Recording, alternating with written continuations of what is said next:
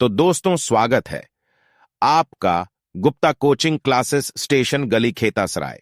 First question, तापमान का SI मात्रक क्या है? ऑप्शन दिया गया है सेल्सियस, केल्विन, फ़ारेनहाइट या इनमें से कोई नहीं। तापमान का मात्रक सेल्सियस भी है, केल्विन भी है और फ़ारेनहाइट है, लेकिन इस क्वेश्चन में पूछा गया है कि तापमान का एसआई मात्रक क्या है। तो तापमान का एसआई मात्रक है केल्विन। अब देखते हैं अगला क्वेश्चन।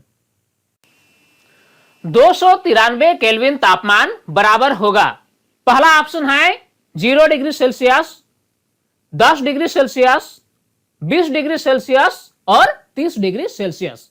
यानी 293 केल्विन तापमान जो होगा वह कितना डिग्री सेल्सियस होगा। तो आइए इसको हम कैलकुलेट करने की कोशिश करते हैं। चूंकि तापमान का जो मान दिया गया है वह है 293 केल्विन, तो जब भी हम केल्विन को डिग्री सेल्सियस में बदलेंगे तो हमें क्या करना होगा, उसमें 273 घटाना होगा। यानी 293 माइनस 273 बराबर हो गया 20 डिग्री सेल्सियस। यानी 293 केल्विन तापमान जो होगा वह 20 डिग्री सेल्सियस के बराबर होगा। इस प्रकार इस क्वेश्चन का सही जवाब होगा ऑप्शन सी। अब देखते हैं नेक्स्ट क्वेश्चन। 25 डिग्री सेल्सियस तापमान बराबर होगा, ऑप्शन दिया गया है 25 केल्विन, 298 केल्विन, 273 केल्विन या इनमें से कोई नहीं। 25 डिग्री सेल्सियस तापमान को अगर हम केल्विन में बदलेंगे तो इसका मान कितना होगा।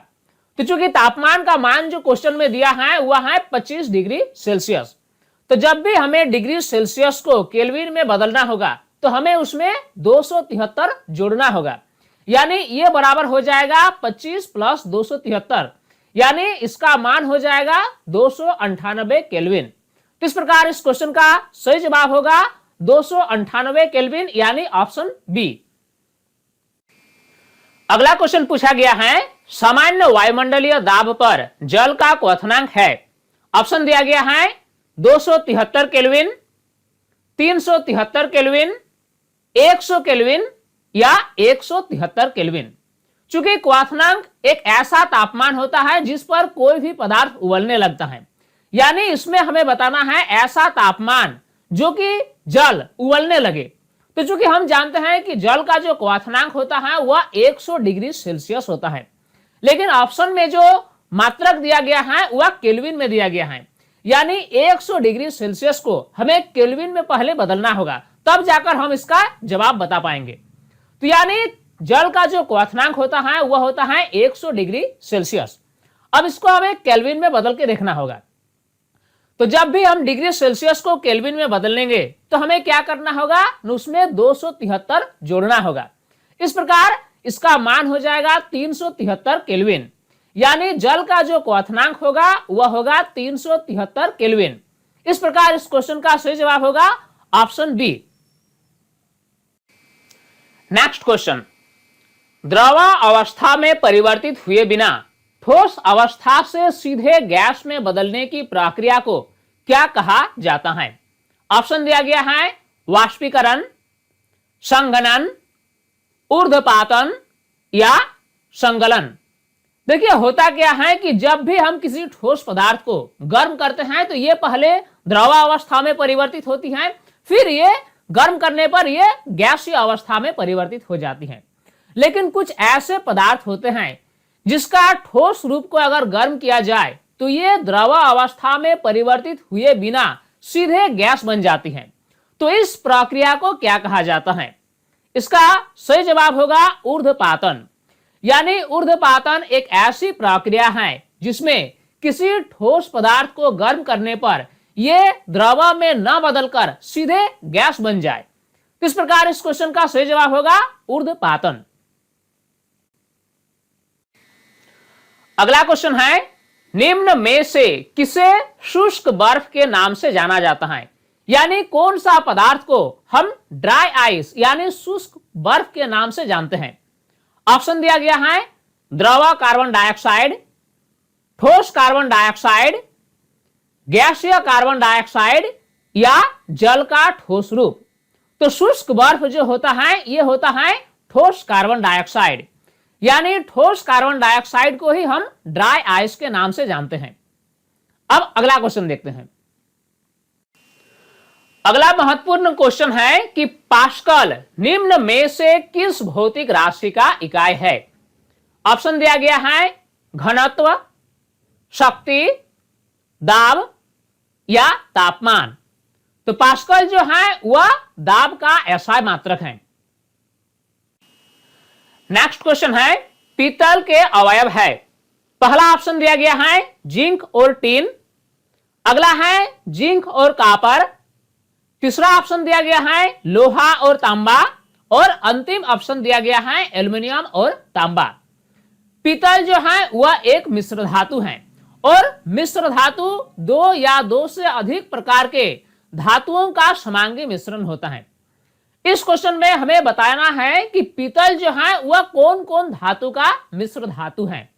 इसका सही जवाब होगा जिंक और कॉपर, क्योंकि पीतल जो बनता है वह जिंक और कॉपर के समांगी मिश्रण से बनता है और इस प्रकार पीतल जो है उसमें 30% जिंक होता है और 70% कॉपर होता है। वायुमंडल में ऑक्सीजन की प्रतिशत मात्रा कितनी है?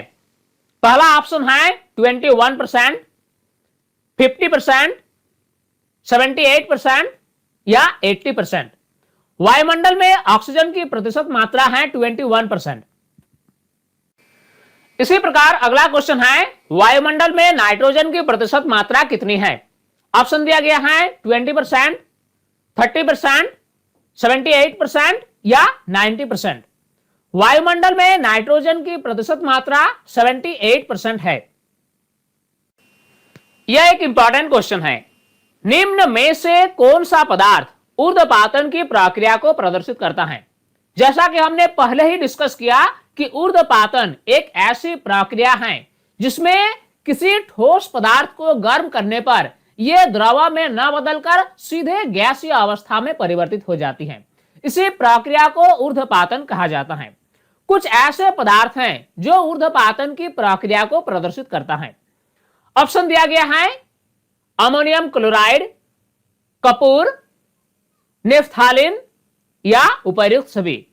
इस क्वेश्चन में हमें बताना है कि कौन सा पदार्थ ऊर्ध्वपातन की प्रक्रिया को प्रदर्शित करता है, यानी कौन सा पदार्थ को अगर हम गर्म करें, उसका ठोस रूप को अगर गर्म करें तो यह द्रव में न बदलकर सीधे गैसीय अवस्था में परिवर्तित हो जाती है।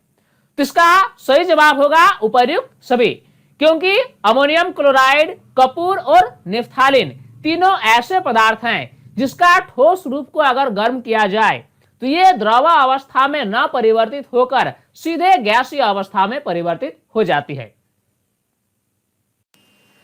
नेक्स्ट क्वेश्चन है निम्न में से कौन सा तत्व उपधातु के उदाहरण है? पहला ऑप्शन है बोरन, सिलिकॉन, जर्मेनियम और उपर्युक्त सभी। इसका सही जवाब होगा उपर्युक्त सभी, यानी बोरन, सिलिकॉन और जर्मेनियम तीनों उपधातु के उदाहरण हैं। उपधातु ऐसे तत्व होते हैं जिसमें धातु और अधातु दोनों के गुण पाए जाते हैं। यह एक इंपॉर्टेंट क्वेश्चन है और कई बार डिफरेंट कॉम्पिटिटिव एग्जाम में यह क्वेश्चन पूछा भी गया है। निम्न में से कौन सा अधातु कमरे के तापमान पर द्रव अवस्था में होता है? ऑप्शन दिया गया है क्लोरीन, ब्रोमीन, फास्फोरस और सल्फर। इसका सही जवाब होगा ब्रोमीन। ब्रोमीन ऐसा अधातु है जो कमरे के तापमान पर द्रव अवस्था में पाया जाता है। बाकी अधातु या तो ठोस अवस्था या फिर गैसीय अवस्था में पाया जाता है। अगला क्वेश्चन भी कुछ इसी तरह का है कि निम्न में से कौन सा धातु कमरे के तापमान पर द्रव अवस्था में होता है? इसमें हमें एक ऐसा धातु का नाम बताना है जो कमरे के तापमान पर द्रव अवस्था में पाया जाता है। ऑप्शन दिया गया है गैलियम, सीजियम, पारा और सोडियम। इसका सही जवाब होगा पारा, यानी मरकरी।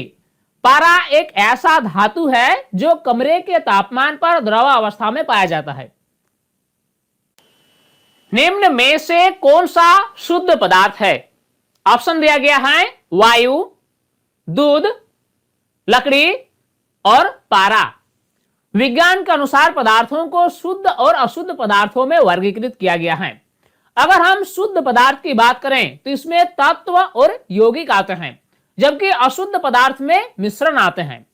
पहला ऑप्शन जो है वायु, वह एक मिश्रण है जो कि अशुद्ध पदार्थ है।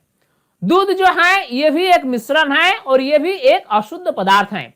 इसी प्रकार लकड़ी जो है वह भी एक अशुद्ध पदार्थ का उदाहरण है, लेकिन पारा जो है वह एक तत्व है जो कि एक शुद्ध पदार्थ है। इस प्रकार इस क्वेश्चन का सही जवाब होगा पारा। नेक्स्ट इंपॉर्टेंट क्वेश्चन है कि परमाणु की त्रिज्या को किस इकाई में मापा जाता है।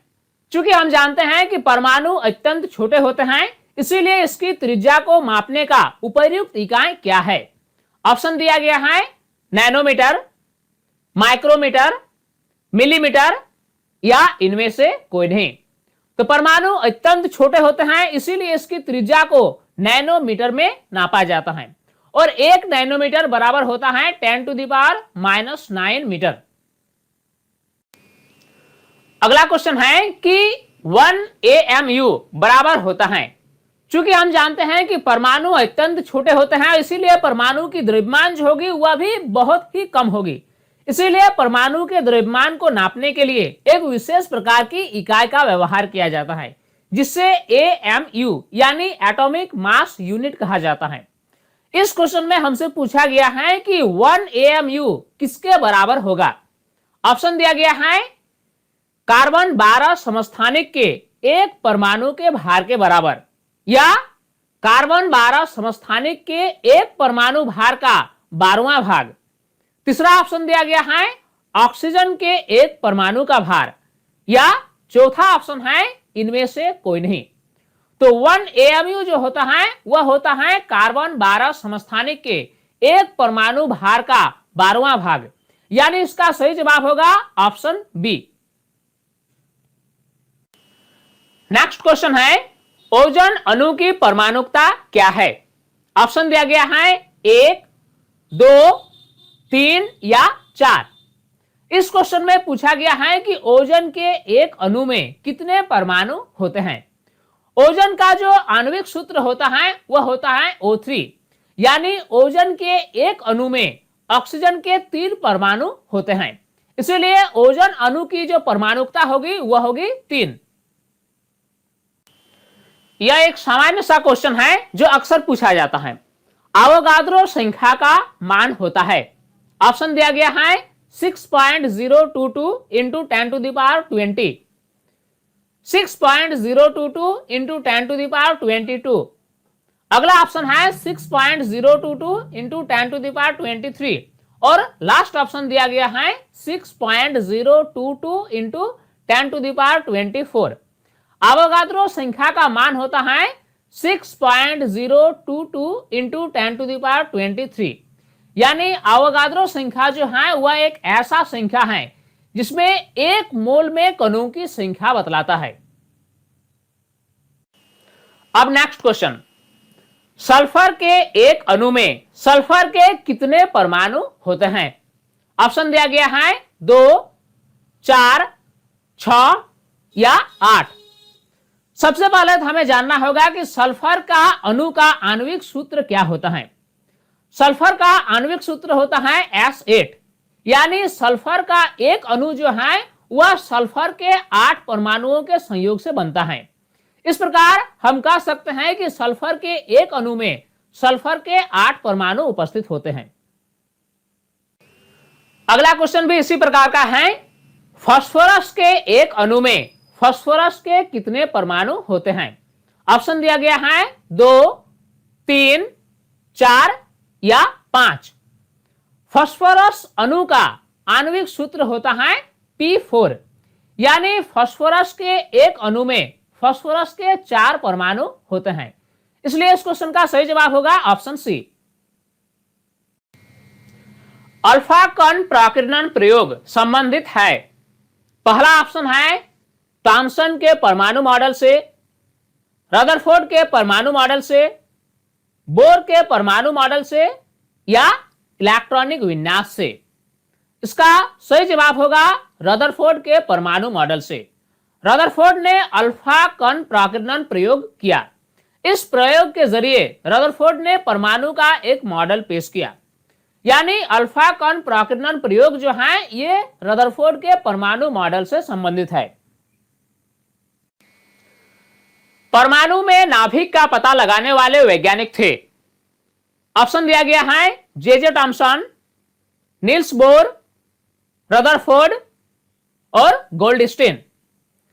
रदरफोर्ड ही ऐसा वैज्ञानिक थे जिन्होंने सबसे पहले पता लगाया कि परमाणु के अंदर नाभिक उपस्थित होता है। रदरफोर्ड ने अल्फा कण प्राकीर्णन प्रयोग किया और इस प्रयोग के जरिए उन्होंने पाया कि परमाणु के केंद्र में एक छोटी सी संरचना होती है जिससे नाभिक कहा गया। इस प्रकार रदरफोर्ड ने परमाणु के अंदर नाभिक का पता लगाया। नेक्स्ट क्वेश्चन है, निम्न में से कौन सा कथन रदरफोर्ड के परमाणु मॉडल के लिए सही है? ऑप्शन दिया गया है परमाणु का लगभग संपूर्ण द्रव्यमान नाभिक में होता है। दूसरा ऑप्शन है इलेक्ट्रॉन नाभिक के चारों ओर निश्चित कक्षाओं में चक्कर लगाते हैं। तीसरा ऑप्शन दिया गया है नाभिक का आकार परमाणु की तुलना में काफी कम होता है। और अंतिम ऑप्शन दिया गया है उपर्युक्त सभी। इस क्वेश्चन का सही जवाब होगा ऑप्शन डी यानी उपर्युक्त सभी, क्योंकि तीनों कथन पहला, दूसरा और तीसरा रदरफोर्ड के परमाणु मॉडल के लिए सही है। अब अगला क्वेश्चन, किसी परमाणु के m कक्ष में अधिकतम कितने इलेक्ट्रॉन रह सकते हैं? ऑप्शन दिया गया है 2, 8, 18 और 32। किसी भी परमाणु में नाभिक के चारों ओर निश्चित ऊर्जा स्तरों में इलेक्ट्रॉन चक्कर लगाते हैं और इन ऊर्जा स्तरों को K, L, M और N इस प्रकार करके सूचित किया जाता है।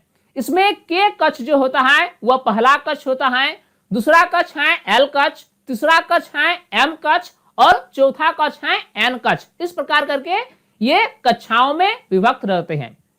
तो अब ये सवाल है कि किसी परमाणु के M कक्ष में अधिकतम कितने इलेक्ट्रॉन रह सकते हैं? किसी भी कक्षा में अधिकतम इलेक्ट्रॉनों की संख्या के लिए जो फॉर्मूला होता है वह होता है 2n²। इस क्वेश्चन में M कक्ष में अधिकतम इलेक्ट्रॉनों की संख्या पूछा गया है, यानी M कक्ष अर्थात कक्षा नंबर 3। तो इस प्रकार इसमें अधिकतम इलेक्ट्रॉनों की जो संख्या होगी वह होगी 2 × 3⁻², यानी ये जो होगा ये 18 हो जाएगा। तो इस प्रकार हम कह सकते हैं कि किसी भी परमाणु के M कक्ष में अधिकतम 18 इलेक्ट्रॉन रह सकते हैं। तो इस प्रकार इस क्वेश्चन का सही जवाब होगा ऑप्शन सी। न्यूट्रॉन की खोज करने वाले वैज्ञानिक थे। ऑप्शन दिया गया है Niels Bohr, Rutherford, J Thomson और चैडविक। परमाणु के अंदर न्यूट्रॉन की खोज करने वाले वैज्ञानिक थे चैडविक। अब अगला क्वेश्चन देखते हैं, परमाणु के नाभिक में उपस्थित प्रोटॉनों की कुल संख्या को क्या कहा जाता है? ऑप्शन दिया गया है द्रव्यमान संख्या, परमाणु संख्या, परमाणु द्रव्यमान या इनमें से कोई नहीं। किसी भी परमाणु के नाभिक में उपस्थित प्रोटॉनों की कुल संख्या को उस तत्व का परमाणु संख्या कहा जाता है। नेक्स्ट, सोडियम के एक परमाणु में 11 प्रोटॉन, 11 इलेक्ट्रॉन और 12 न्यूट्रॉन होते हैं। सोडियम का द्रव्यमान संख्या क्या होगा?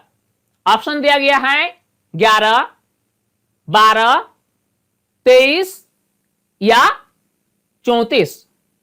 सोडियम के एक परमाणु में 11 प्रोटॉन, 11 इलेक्ट्रॉन और 12 न्यूट्रॉन होते हैं। हमें पता करना है कि सोडियम का द्रव्यमान संख्या क्या होता है। किसी भी तत्व का द्रव्यमान संख्या जो होगा उसमें एक परमाणु के अंदर प्रोटॉन और न्यूट्रॉनों के योगफल के बराबर होगा। यानी इस क्वेश्चन में सोडियम का जो द्रव्यमान संख्या होगा वह होगा 11 + 12 यानी 23। तो इस प्रकार इस क्वेश्चन का सही जवाब होगा ऑप्शन सी यानी 23।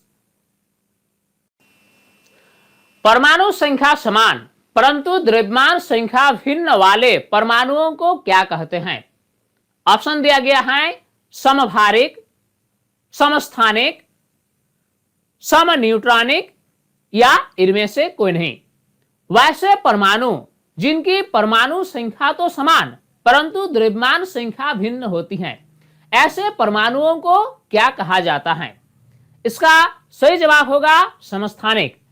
समस्थानिक ऐसे परमाणुओं को कहा जाता है जिनमें परमाणु संख्या तो समान होती है परंतु उनकी द्रव्यमान संख्या भिन्न होती है। अगला क्वेश्चन है हाइड्रोजन के कितने समस्थानिक होते हैं? ऑप्शन दिया गया है 2, 3, 4 या 5। तो हाइड्रोजन के 3 समस्थानिक होते हैं और इन तीनों समस्थानिकों का अपना अपना नाम है। पहला है प्रोटियम, दूसरा है ड्यूटेरियम और तीसरा है ट्राइटियम। इस प्रकार हाइड्रोजन के 3 समस्थानिक होते हैं। सोडियम का सही इलेक्ट्रॉनिक विन्यास निम्न में से कौन सा है? पहला ऑप्शन है 2, 8, दूसरा ऑप्शन है 8, 2, 1, तीसरा ऑप्शन है 2, 1, 8 और अंतिम ऑप्शन दिया गया है 2, 8, 1। सोडियम का जो परमाणु संख्या होता है वह होता है 11। इसमें पहला कक्ष में 2 इलेक्ट्रॉन होते हैं, दूसरा कक्ष में 8 इलेक्ट्रॉन होते हैं और तीसरा कक्ष में 1 इलेक्ट्रॉन होते हैं। यानी सोडियम का सही इलेक्ट्रॉनिक विन्यास जो होगा वह होगा 2, 8, 1। यानी इस क्वेश्चन का सही जवाब होगा ऑप्शन डी। अब बायोलॉजी से रिलेटेड कुछ क्वेश्चन देखते हैं। पहला क्वेश्चन है सर्वप्रथम कोशिका की खोज करने वाले वैज्ञानिक थे। ऑप्शन दिया गया है Robert brown, Robert Hooke, Leeuwenhoek या पुरोकंज।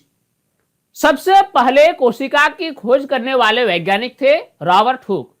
रॉबर्ट हुक ने कॉर्क की पतली पतली स्लाइसों को काटकर जब अपनी सूक्ष्मदर्शी द्वारा देखा तो उन्होंने मधुमक्खी की छत्ते जैसी संरचनाएं देखी। वास्तव में ये सभी संरचनाएं मृत कोशिकाएं थी। इस प्रकार रॉबर्ट हुक ने सबसे पहले कोशिका की खोज की। अगला क्वेश्चन है निम्न में से कौन सा एक कोशिक जीव है? ऑप्शन दिया गया है क्लैमिडोमोनास, पैरामीशियम, अमीबा या उपर्युक्त सभी। एक कोशिकीय जीव ऐसे जीव होते हैं जो केवल और केवल एक ही कोशिका का बना होता है और इसका उदाहरण है क्लैमिडोमोनास, पैरामीशियम, अमीबा इत्यादि। इस प्रकार इस क्वेश्चन का सही जवाब होगा उपर्युक्त सभी। कोशिका में केंद्रक का पता लगाने वाले वैज्ञानिक थे। ऑप्शन है एम स्लीडन, टी स्वान, रॉबर्ट ब्राउन और लीवेनहॉक। सही जवाब होगा रॉबर्ट ब्राउन। रॉबर्ट ब्राउन ने ही कोशिका के अंदर केंद्रक का पता लगाया। नेक्स्ट क्वेश्चन, कोशिका सिद्धांत का प्रतिपादन करने वाले वैज्ञानिक थे। ऑप्शन दिया गया है एम स्लीडन और टी स्वान। दूसरा ऑप्शन है रॉबर्ट हुक और रॉबर्ट ब्राउन। तीसरा ऑप्शन है लीवेनहॉक और चौथा ऑप्शन दिया गया है उपर्युक्त सभी। कोशिका सिद्धांत का प्रतिपादन करने वाले वैज्ञानिक थे एम स्लीडन और टी स्वान। इन दोनों वैज्ञानिकों ने कोशिका सिद्धांत का प्रतिपादन किया। कोशिका सिद्धांत के अनुसार सभी जीवधारी कोशिकाओं के बने होते हैं। यह एक बहुत ही महत्वपूर्ण क्वेश्चन है। पादप कोशिकाओं में कोशिका भित्ति मुख्यतः किस पदार्थ की बनी होती है? ऑप्शन हमारे पास हैं काइटिन, सेलुलोज, प्रोटीन या लिपिड। पादप कोशिकाओं में यानी पौधों की कोशिकाओं में जो कोशिका भित्ति होती हैं, ये मुख्य रूप से सेलुलोज की बनी होती हैं। अगला क्वेश्चन पूछा गया है निम्न में से प्रोकैरियोटिक कोशिका का उदाहरण है। ऑप्शन दिया गया है पादप कोशिका, जंतु कोशिका, जीवाणु कोशिका या अमीबा। अगर आप जीव जगत में ध्यान दें तो आप पाएंगे कि कोशिकाएं दो प्रकार की होती हैं। एक प्रकार की कोशिकाओं को प्रोकैरियोटिक कोशिका कहा जाता है, जबकि दूसरे प्रकार की कोशिकाओं को यूकैरियोटिक कोशिका कहा जाता है। प्रोकैरियोटिक कोशिका ऐसी कोशिका है जिसमें केंद्रक बिना झिल्ली का होता है, यानी केंद्रक जो होता है वह झिल्ली से घिरा हुआ नहीं होता है। इस प्रकार की कोशिकाओं को प्रोकैरियोटिक कोशिका कहा जाता है। और जिस कोशिका में केंद्रक एक झिल्ली द्वारा घिरी हुई होती है उससे यूकैरियोटिक कोशिका कहा जाता है। तो इस क्वेश्चन में हमें पता करना है कि प्रोकैरियोटिक कोशिका का उदाहरण क्या है। इसका सही जवाब होगा जीवाणु कोशिका, क्योंकि जीवाणु कोशिका में जो केंद्रक पाई जाती है ये एक झिल्ली से घिरी हुई नहीं होती है, अर्थात जीवाणु कोशिका में केंद्रक जो होता है वह बिना झिल्ली का होता है, अर्थात यह प्रोकैरियोटिक कोशिका का उदाहरण है। अगला महत्वपूर्ण क्वेश्चन है, कौन सा कोशिकांग आत्मघाती थैली के नाम से जाना जाता है? ऑप्शन हमारे पास हैं रसधानी, गल्जी उपकरण, प्लास्टिड और लाइसोसोम। आत्मघाती थैली के नाम से जाने जाने वाला कोशिकांग है लाइसोसोम। लाइसोसोम को कोशिका की आत्मघाती थैली कहा जाता है। कारण क्या है कि लाइसोसोम के अंदर कुछ ऐसे रसायन होते हैं कि अगर किसी कारण से लाइसोसोम फट जाए तो ये पूरी संपूर्ण कोशिका इसकी चपेट में आ जाती है और कोशिका की मृत्यु हो जाती है। इसीलिए लाइसोसोम को कोशिका की आत्मघाती थैली कहा जाता है। अब अगला क्वेश्चन, कोशिका का बिजली घर है। ऑप्शन दिया गया है माइटोकॉन्ड्रिया, केंद्रक, राइबोसोम और प्लास्टिड। कोशिका के अंदर माइटोकॉन्ड्रिया को कोशिका का बिजली घर कहा जाता है, क्योंकि माइटोकॉन्ड्रिया जो है ये ऊर्जा गृह की तरह कार्य करता है और संपूर्ण कोशिका को अपनी आवश्यकता अनुसार ऊर्जा मुहैया कराती है। इसीलिए माइटोकॉन्ड्रिया को कोशिका का बिजली घर कहा जाता है। अगला क्वेश्चन है, कोशिका ऊर्जा को किस रूप में संचित रखता है? ऑप्शन दिया गया है एडीपी, एटीपी, अकार्बनिक फॉस्फेट और विद्युत ऊर्जा। कोशिकाएं जो हैं ये श्वसन की क्रिया करती हैं और श्वसन की क्रिया में ग्लूकोज का विखंडन होता है और उसमें पर्याप्त मात्रा में ऊर्जा मुक्त होती है। अब जो ये ऊर्जा मुक्त होती है, कोशिका इस ऊर्जा का उपयोग करके एटीपी नामक अणु तैयार कर लेती है जो अपने आवश्यकता अनुसार ऊर्जा मुहैया कराती हैं। इस प्रकार कोशिकाएं जो हैं वह ऊर्जा को एटीपी के रूप में संचित रखता है। एटीपी का पूरा नाम है एडेनोसिन ट्राइफॉस्फेट।